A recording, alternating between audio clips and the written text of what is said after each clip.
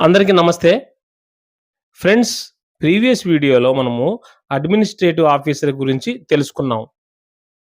అయితే ఈరోజు క్లాస్ ద్వారా సూపరింటెండెంట్ గారి గురించి, వారి డ్యూటీసు అంటే లాయర్‌లకు కేసు సమయంలో ఏ విధంగా సపోర్ట్ చేస్తారు? అంతేకాకుండా అసలు ఒక జిల్లా కోర్ట్‌లో అడ్మినిస్ట్రేటివ్ ఆఫీసర్‌తో పాటు ఎవరెవరుంటారు? అంటే ఎగ్జాంపుల్ ఎలా చెప్పుకోవచ్చు?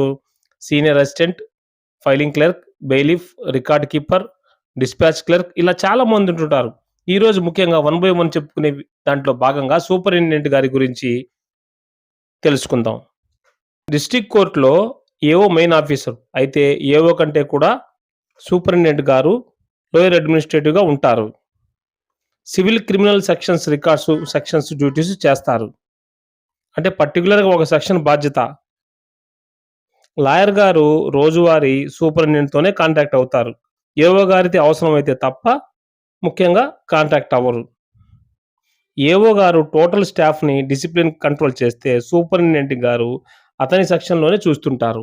ఇక ముఖ్యమైన points now we will discuss important responsibilities of superintendent.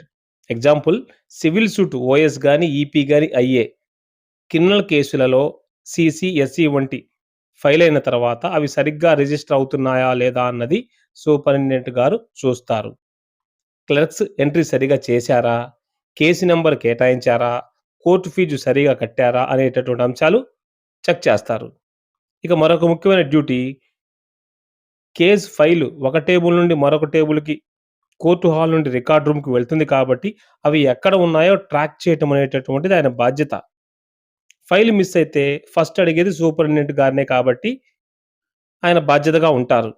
ఏవో గారు మొత్తం సిస్టమ్ చూస్తారు. కానీ ఫైల్ లెవెల్‌లో ముందుగా స్పందించేది సూపరింటెండెంట్ గారు మాత్రమే.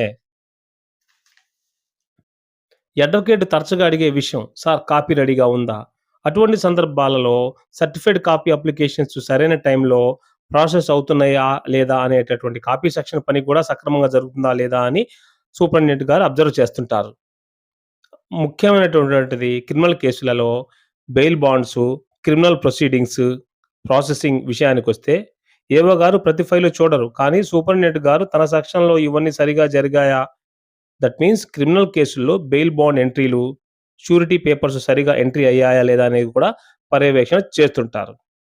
One more important duty EP అంటే ఎగ్జిక్యూషన్స్ పిటిషన్స్ అంటే డిగ్రీ వచ్చిన తర్వాత ఎగ్జిక్యూషన్ ఫైల్ మూవ్‌మెంట్స్, వారెంట్లు, అటాచ్‌మెంట్ ఆర్డర్సు అన్నీ సూపరింటెండెంట్ గారు పర్యవేక్షణలో జరుగుతాయి. అసిస్టెంట్సు, టైపిస్ట్‌లు, రికార్డ్ అసిస్టెంట్సు వర్క్ డ్యూటీస్ మీద సూపరింటెండెంట్ గారి బాధ్యత ఉంటుంది. వారు ఎలా వర్క్ చేస్తున్నారనేటటువంటి యొక్క పర్యవేక్షణ, అబ్జర్వేషన్ గూడా సూపరింటెండెంట్ గారు చేస్తారు. ఈ వీడియోలో ముఖ్యంగా సూపరింటెండెంట్ గారి గురించి మాట్లాడుతున్నాం గాబట్టి, ఏఓ గారు మొత్తం స్టాఫ్‌పై అడ్మినిస్ట్రేషన్ కంట్రోల్ ఉంటే, సూపరింటెండెంట్ అదే సెక్షన్‌లో చేస్తూ ఉంటారు. అంటే జనరల్‌గా లాయర్‌లు ఎక్కువగా వారి కేసుల గురించి సూపరింటెండెంట్ గారితోనే కమ్యూనికేట్ అవుతుంటారు. కేస్ నంబర్ ఎప్పుడొస్తుంది? కాపీ రెడీ అయిందా? ఈపీ ఫైల్ అయిందా? బెయిల్ బాండ్ ఎంటర్ అయిందా అని అడుగుతుంటారు. జూనియర్స్ ముఖ్యంగా సూపరింటెండెంట్ గారిని గౌరవంగా చూసుకుంటూ రిలేషన్ మెయింటైన్ చేయాలి.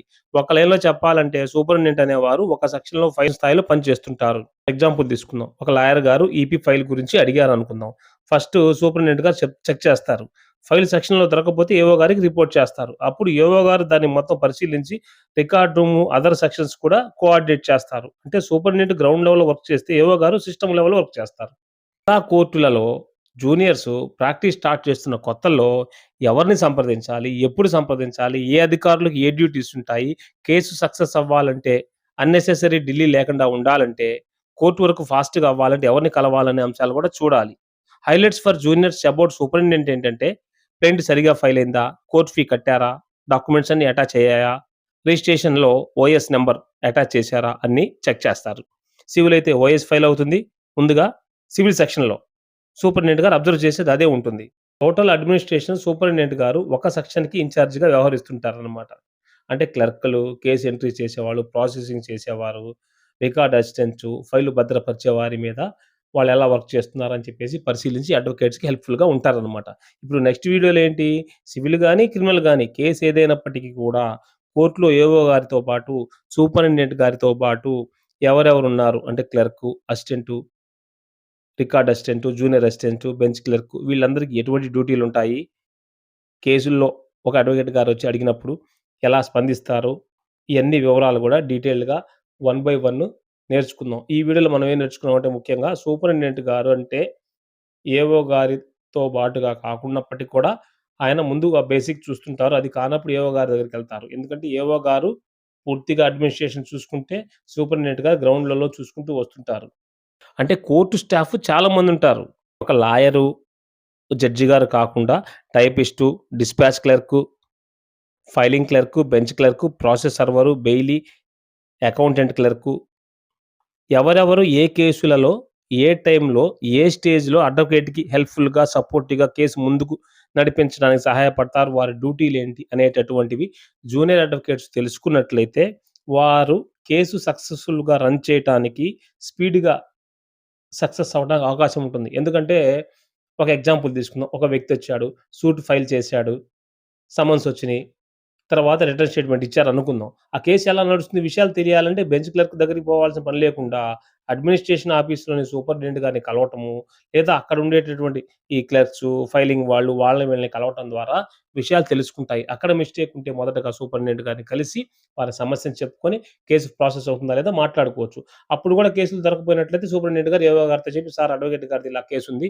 ఏదో నంబరింగ్ అవ్వలేదంట, ఏదో ఫీజ్ మిస్టేక్ ఉందంట అనేది సరి చేసుకుంటారు. అలా కేసు ముందవ్వచ్చు. అందుకని కొత్తగా వచ్చిన వారు ఎవరైతే ఫీల్డ్‌లోకి ఎంటర్ అయ్యారో, వారు కోర్ట్‌కి వెళ్ళగానే ఈ అధికారులందరి గురించి తెలిసి ఉన్నట్లయితే, మీకు ఎవరెవరు ఏం చేస్తారు, ఏ డ్యూటీస్ ఉంటాయి అనేది బేసిక్ ఒక లైన్ తెలుస్తుంది. అంటే ఇది థియరిటికల్ పార్టే. నేను ఓకే. That is okay. కానీ ఇన్ఫర్మేషన్ ఇవ్వటం వల్ల మీకు what is the role of all the department persons, staff persons అనేది కూడా మీకు తెలుస్తుంది. అందుకని ఈ వీడియో చేస్తున్నాను.